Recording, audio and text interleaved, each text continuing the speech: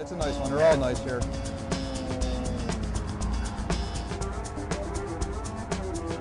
What a lander for me. Yep.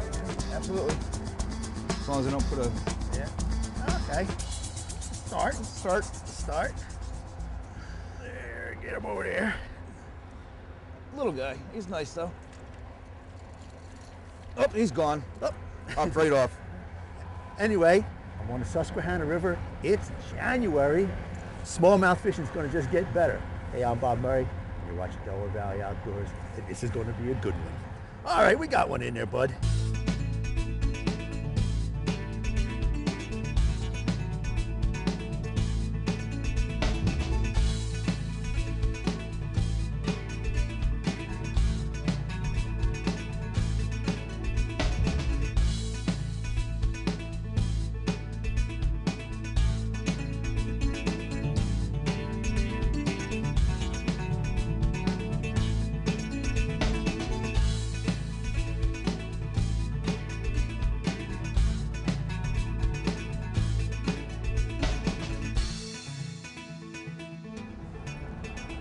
On the two? Yep. On two. Nice one. Okay. Alrighty. There we go. Nice fish. Hey, I'm out here with my good friend Curt on the Susquehanna River. It's January. Warming trend. Curt says, what can we do? Let's come out here and catch some fish. So we're going to be out here today. Beautiful weather. We got tubes on, some jerk baits, and we'll see what goes on. Maybe a hair jig too. Maybe a hair jig or two, yep. All right.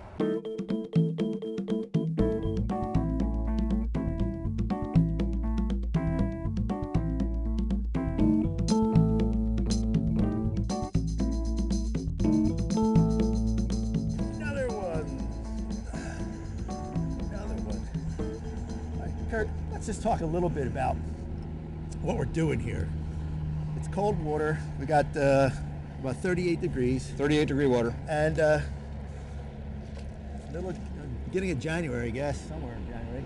Well, we had a warming trend. Yes. And what happens on the Susquehanna when we have that? Well, all it takes is a few degrees of the water to come up in temperature, and the fish will activate. You know, they'll start getting active, and you know they're willing to take some food if it becomes available. Now, we're on the Susquehanna, man. You said this is a prime wintering hole. What makes this a prime wintering hole? Well, this is basically a series of ledges coming down the river for a good half a mile, and they're spread out maybe 50, 100 yards apart. And it creates deep water pockets, and the curls of the water get up underneath of there. And it's a nice little sanctuary for the fish.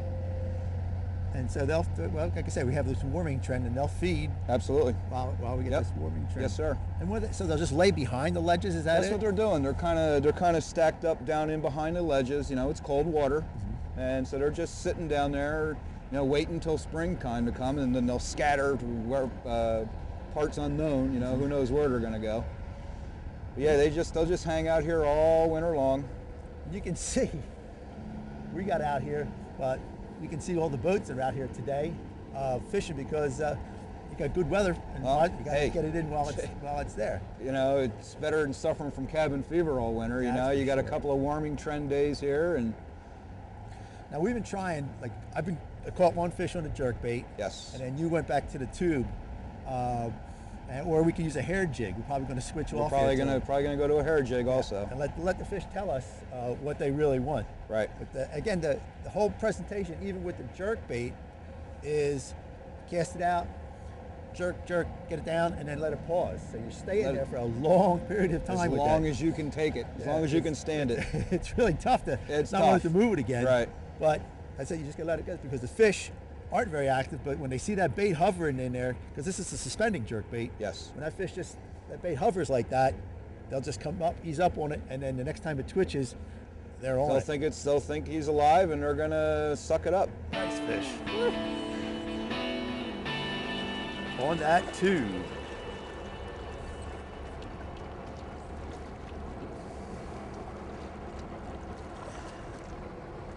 Come on. Get him. Well, now, Curt, you're catching one that tube. That's a nice sized fish there. It's a nice one That's there. a pretty fish. It's a gorgeous fish. Tell us exactly how you're fishing it, because it's kind of All not I'm doing, unique, but I'm just dragging the tube right along the bottom, just lifting it up ever so slightly, an inch or two, 2 inches, and just picking it up off the bottom very slowly, letting it drop and just dragging it down along. And the bite itself. That bite there was, he thumped it a little bit, but all it is just been a dead weight, and it felt like you were stuck on a rock, and then you just felt just an ever slight pull on the end of the rod, just a very slight, like a little, just a little tug. Now let's just talk a little bit about your setup here with the line that you have and the rod. Well, this is I'm using fire line. This is a 8-pound test fire line, very sensitive, directly to the tube. I feel every little nook and cranny down there. Coupled them on a graphite rod, 6-foot 2-inch graphite rod actually. Makes for a nice length for me to keep, especially if it starts getting a little windy. A little bit shorter rod gives me a little more direct contact. And that line is quite sensitive, though. Absolutely, I think that no makes stretch. Yeah, no stretch whatsoever. I think that makes a big deal when you're out here doing this, because it's sort of a finesse type fishing in a sense. They're very slow. They're not chasing. They're not jumping. The opportunity, they take it.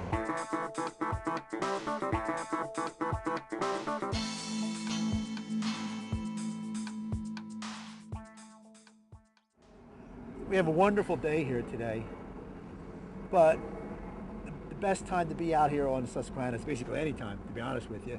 But in the springtime, and throughout the summer and the fall, the ledges are probably the big piece of structure that you fish on the Susquehanna. Am I correct? Yes. All right. Now some run all the way across the river, or how do you look in this area here? They're running across the river. They're stepping down. There's an area up north further where the ledges actually run with the river. That can get interesting. And but in this time of year, like I said, the fish are up behind them, and the water's cold. What you want to do when you're out here and you find the ledges. Now the water's up a little bit, so you have to look for these little breaks that go across, and that'll give you what the ledge is. When the water falls, you actually be able to really see the ripple. You can really see them. Actually, you can see the rocks. They come up out of the water. And the thing that you got to really remember is, like Curt said, when you cast, you want to cast almost right to the edge of that drop off there. Right. Because the fish are going to be hiding behind that, waiting for something to get washed by them. So if you put your tube or your spinnerbait or your jerkbait on top of that ledge and just bring it down and let it fall, that's when you're going to get most of your bites, because the fish are basically this is a current break. It's exactly all the way what across it is. the river. So right. And the Susquehanna is known for fishing the ledges. So if you come out here and you're looking for some place to fish, look for those ledges, pull off of them, and just drop your bait right behind it as close as you can to that ledge and let it fall, and then work it back, and you'll catch some fish. You can tell the water. You can see a lot of water disturbance comes across here, and that means the ledge is going to be down below it, because the force of the water actually forces the disturbance to be in front of the ledge. That's how you know that. That's how you find them. That's how I find them. And then you use your depth finder too, and you run over top of them. That's important too to remember, especially out here. With depth finder, you don't have huge depths out here. You're basically fishing probably 6, maybe 7 feet on usual. But you need your depth finder just to locate the drop-offs, and then you can pull back if you really can't see the ledge or anything like that. And the other thing you need is a good temperature gauge, right? Yes, temperature gauge, highly important. Temperature gauge is really important, especially this time of year. We have like 38.5 degree water here now. We moved over to that bank there where we were fishing, and we had almost 40 degree water. But that sun was on that bank, and it's a really good time to remember that in the afternoon, those fish will probably move over that way and get onto that bank, because they're a cold-blooded animal. 2 degrees means an awful lot to them. So just look for that when you can find your water temperature, and you'll find more fish.